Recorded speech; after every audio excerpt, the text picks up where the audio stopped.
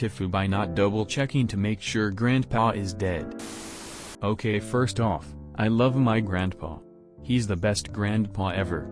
Secondly, this is more of a TWFU, today we fucked up, with it being my mom, F48, dad, M54, sister, F22, grandma, F74, and I, F19. Thursday. It was at night when the supposed death had occurred at the hospital. Grandpa, M82, had gone in to get a hard thingy for his heart. Don't remember what it was because situation was too confusing. The cause of death was told by my grandmother to my mom that it was a heart attack. Although we weren't informed until the next day. Friday.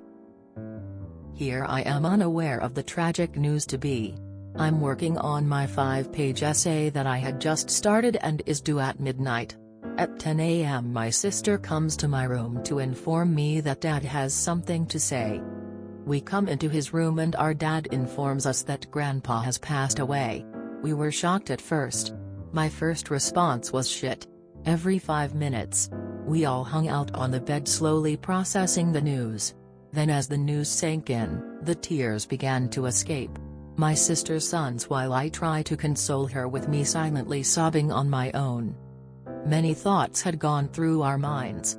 Like how Grandma was going to cope since she had Alzheimer's and needed someone to be there for her. Later in the day Grandma came by and picked me and my sister up to go to a play in order to take our minds off things. Grandpa was supposed to go in with us that day but after the play, I volunteered to stay over at Grandma's house and keep her company.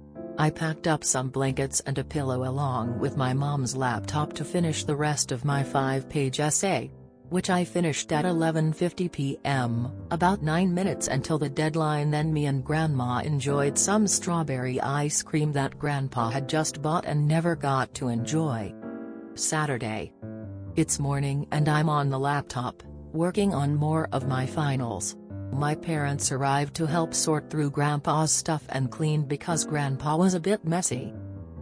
We sorted through his clothes first and put almost all of it into bags to send to Goodwill. It was very emotional for us but mostly for her as she reminisced on her memories with Grandpa.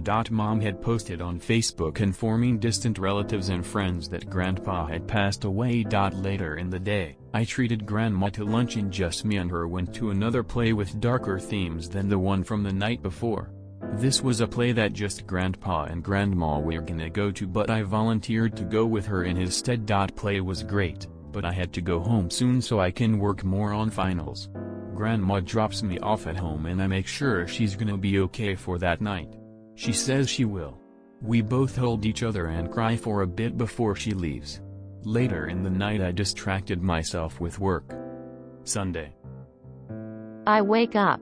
It's the new normal. I have just one grandparent left now. The day before, Mom brought up that me or my sister might need to move to live at Grandma's house sometime in the future.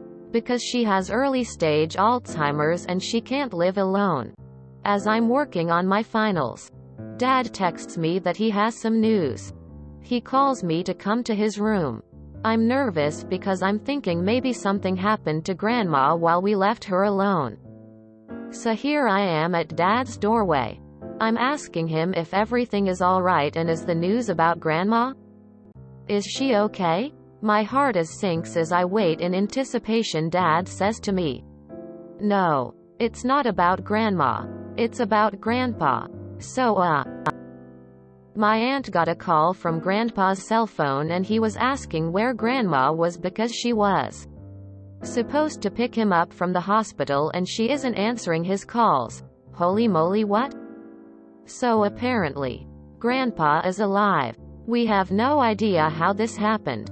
Mom theorizes that Grandma might have jumped to conclusions because he wasn't in his room. From what I've heard from Grandma, she said that a nurse had told her that he hadn't made it. It might have been a combination of things that led to this whole miscommunication. The story also keeps changing, so I might update on it when things get clearer. Mom and her 2 sisters ended up scrambling to inform everyone on Facebook that Grandpa is in fact not dead, which was fun. It feels so surreal right now. Like I had just lived in two different realities. One where Grandpa died and the family grieved. Another where he survived. So now I gotta ungrieve his death. TLDR. Grandma has Alzheimer's. Horrible miscommunication ensues that ends up with the family thinking Grandpa is dead. We spent a day boxing up his clothes and donating to Goodwill. I had something extremely similar happen. My wife and I were at home one night. She was in the shower while I was doing something out in the yard. A state trooper pulls up while I'm out there. He comes up and I ask if I can help with something. He asks me if I know a John Smith. Name change. I say yeah. That's my wife's cousin that lived with us for a couple of years. He starts asking me if my wife is home. I tell him yes. But she's in the shower. Is there something I can help with? He tells me that I need to go get her out of the shower because her cousin has died. He was involved in a wreck on his motorcycle and he didn't make it. So of course, I go get her out of the shower. The trooper tells her everything that happened. She's bawling her eyes out while only wrapped in a towel. The trooper is fighting back tears himself. He finishes up and leaves, while I take over for my wife, calling all of her family members to break the terrible news.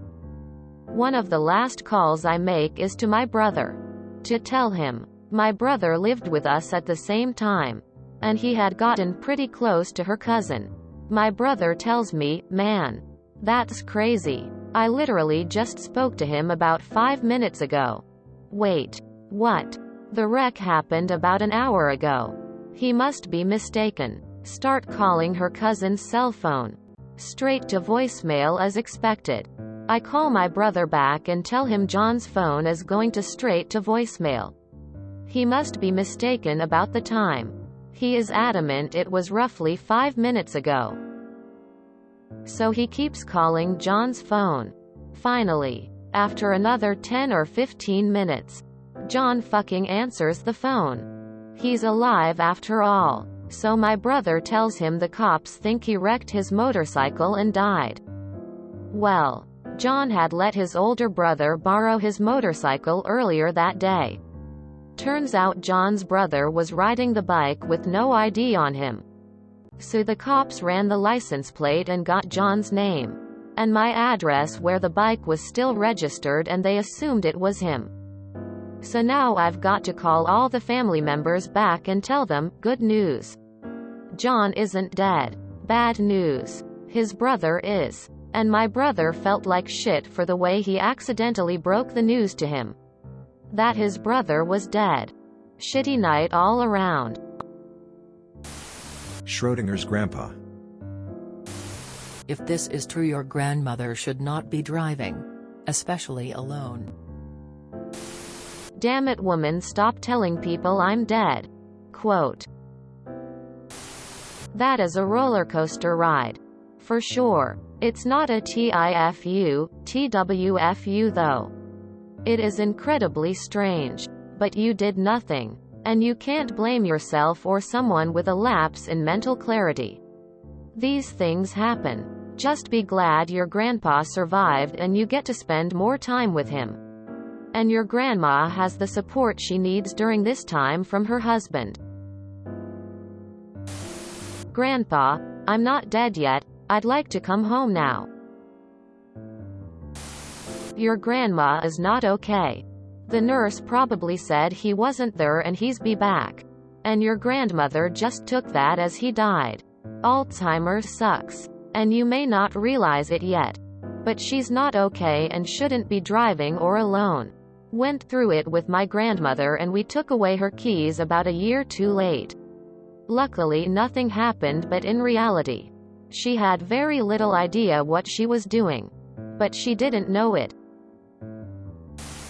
The story is a roller coaster and I'm glad your grandpa is alive. But why would everyone box up and donate his clothes the day after you hear he's passed? It's not going anywhere. Why not wait until after the grieving process? Alzheimer's is a bitch, y'all. My great-grandma had it. My grandma has it. My mom might get it. And even I will probably fall into its clutches one day. Grandpa laughed at the whole ordeal and forgave us for giving away his clothes. Luckily we got in contact with Goodwill and we'll hopefully get them tracked down. He's late to his own funeral. Dizzy face. Well, it looks like you made 2 5-page essays, one for school and another here lol. I didn't know people go to plays so often.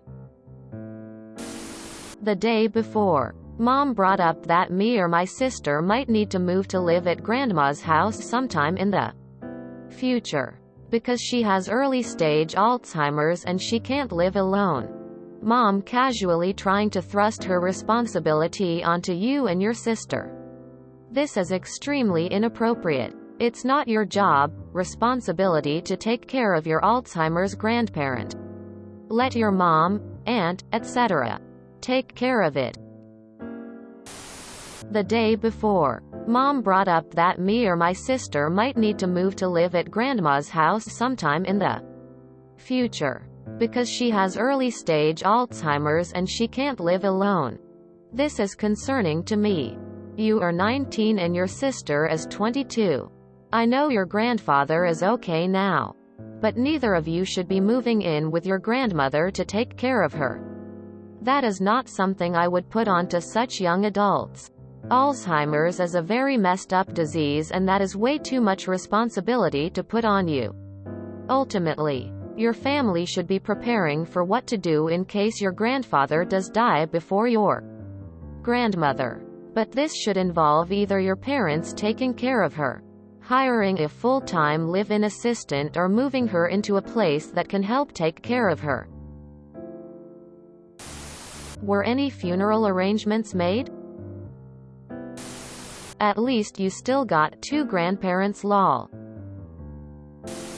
Damn, the craziest part of your story was that your grandma is still driving even though she has Alzheimer's. That shit's dangerous.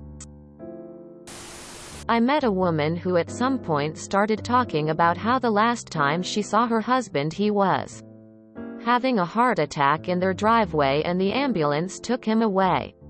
Later I found out that that was 3 or 4 years previously. Husband had chest pains and recovered.